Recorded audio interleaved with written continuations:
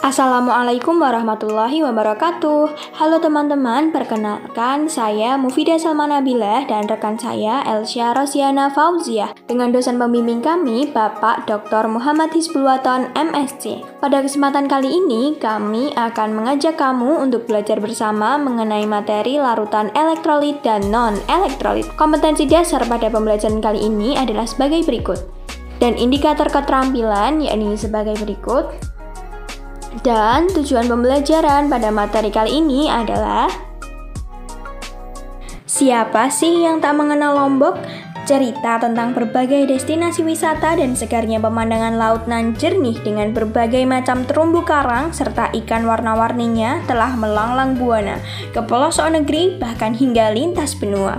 Mengingat tentang laut, pasti tak lepas dari pesisir laut, yakni pantai yang sejuk. Tak ketinggalan pula dengan menikmati air kelapa muda. Faktanya, air kelapa muda merupakan suatu larutan elektrolit. Air kelapa. Air kelapa muda mengandung cairan elektrolit. Cairan ini disebut pengganti cairan tubuh dan dapat menggantikan ion tubuh yang hilang. Ternyata di dalam air kelapa terdapat mineral seperti Na, Ca, K, dan Mg. Mineral yang dimiliki air kelapa ini merupakan garam yang dapat mengion dalam larutan dan dapat menghantarkan listrik. Jika air kelapa termasuk ke dalam suatu larutan elektrolit, lalu apa sih yang disebut dengan larutan itu? Larutan merupakan campuran homogen dari dua atau lebih zat yang tidak bereaksi secara kimia dan komposisinya dapat bervariasi. Suatu larutan terdiri atas zat pelarut atau solvent dan zat terlarut atau solut. Contohnya adalah larutan gula yang terdiri dari air dan gula. Air berperan sebagai zat pelarut atau solvent dan gula atau garam berperan sebagai zat terlarut atau solut. Terdapat macam-macam larutan berdasarkan kemampuannya menghantarkan arus listrik. Apa aja sih? Macam-macam larutan berdasarkan kemampuannya menghantarkan arus listrik. Ada larutan yang dapat menyalakan lampu dan yang tidak dapat menyalakan lampu. Di antara larutan yang dapat menyalakan lampu, ada yang nyala lampunya terang dan yang nyala lampunya redup.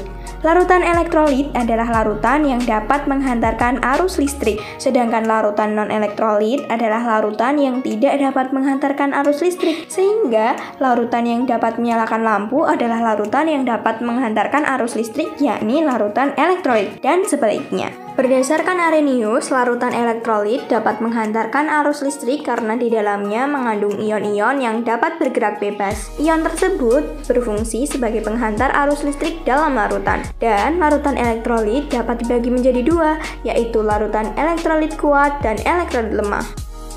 Larutan elektrolit kuat. Larutan elektrolit kuat adalah larutan yang mengalami ionisasi secara sempurna. Artinya, semua molekulnya akan terurai menjadi ion-ion. Karena banyaknya ion-ion penghantar listrik yang terbentuk, maka daya hantarnya juga semakin kuat. Ciri-ciri larutan elektrolit kuat yang pertama adalah penghantar arus listrik yang kuat dan baik, atau kita sebut sebagai konduktor yang baik. Yang kedua, terionisasi secara sempurna. Yang ketiga, derajat ionisasi bernilai 1.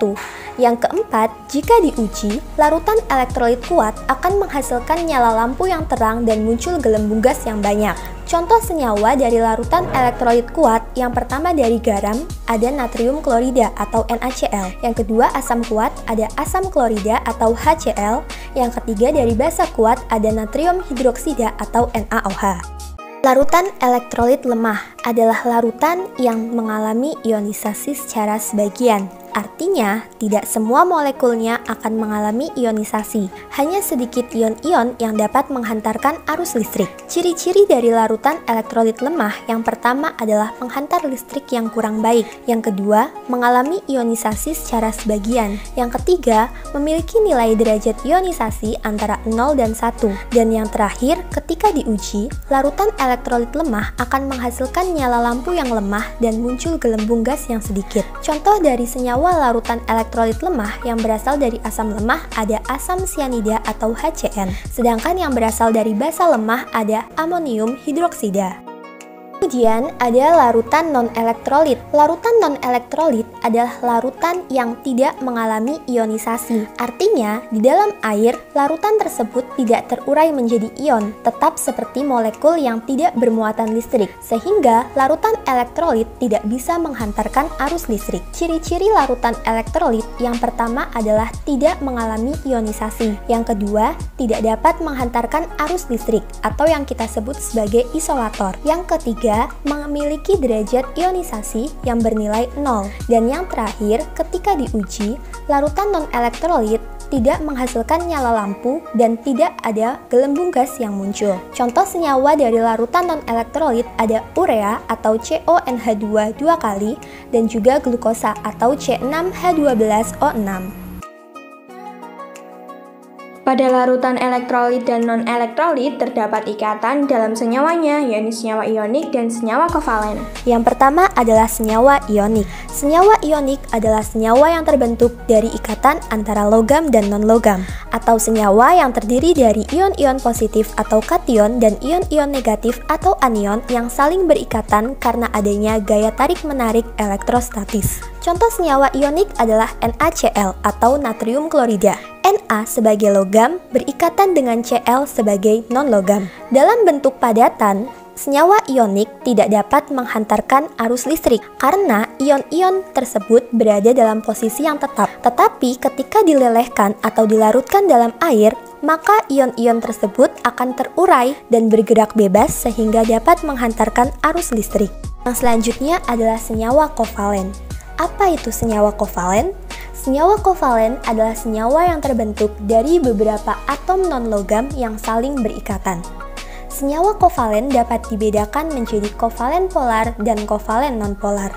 Senyawa kovalen polar ada yang dapat mengalami ionisasi bila dilarutkan dalam air sehingga akan menghantarkan listrik. Contohnya adalah HCl, H2SO4. Tetapi ada pula senyawa kovalen polar yang tidak dapat terionisasi sehingga tidak dapat menghantarkan arus listrik. Contohnya adalah aseton. Sedangkan untuk semua senyawa kovalen nonpolar juga tidak dapat mengalami ionisasi dan tidak dapat menghantarkan arus listrik. Oleh karena itu, senyawa ionik dan senyawa kovalen polarlah yang merupakan senyawa elektrolit, sedangkan senyawa kovalen nonpolar merupakan senyawa non-elektrolit. Mari kita simak suatu percobaan sederhana yang menggunakan alat dan bahan berupa lampu, suatu larutan, ada baterai, kemudian kabel, dan suatu elektrod. Yang pertama kita simak untuk larutan elektrolit kuat. Dalam larutan elektrolit, molekul akan terionisasi secara sempurna menjadi ion-ionnya, menghasilkan nyala lampu yang terang dan muncul banyak gelembung. Pada asam klorida akan terionisasi menjadi H+ dan Cl-. Dalam percobaan larutan elektrolit lemah, kita gunakan CH3COOH atau asam asetat. Ketika CH3COOH dilarutkan dalam air, akan terionisasi secara sebagian menjadi ion CH3COO- dan ion H+, serta ada molekul CH3COOH.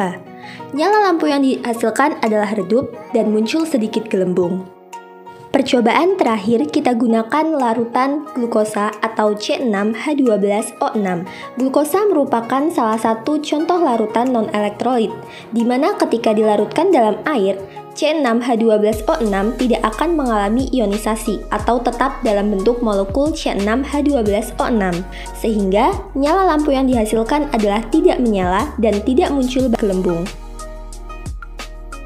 Kesimpulan dari pembelajaran kali ini adalah larutan elektrolit dapat menghantarkan arus listrik, sedangkan larutan non-elektrolit tidak dapat menghantarkan listrik. Larutan elektrolit kuat terionisasi sempurna dan larutan elektrolit lemah terionisasi sebagian.